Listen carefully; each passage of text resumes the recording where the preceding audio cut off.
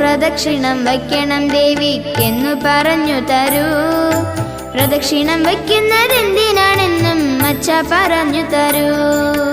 ദേവിയിരിക്കുന്ന ക്ഷേത്രത്തിലൊക്കെ 4 പ്രദക്ഷിണങ്ങൾ ഭക്തി പുരസരം വയ്ക്കേണ്ടതാണെന്നു നീ അറിഞ്ഞിടേണം.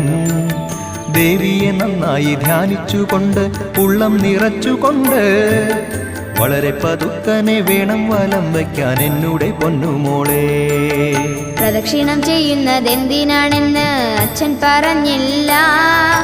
4 പ്രദക്ഷിണം ഒന്നിച്ചു വേണോ എന്നും പറഞ്ഞില്ല. കാലത്തു ചെയ്യും പ്രദക്ഷിണത്താലേ രോഗങ്ങൾ മാറിയിടും. ഉച്ചനേരത്തു വലം വച്ചിടുമ്പോൾ ആശിച്ചതൊക്കെ നേടും. വൈകിട്ടു ചെയ്യും പ്രദക്ഷിണത്താൽ പാപങ്ങൾ നീങ്ങിയിടും. രാത്രി പ്രദക്ഷിണം കൊണ്ടു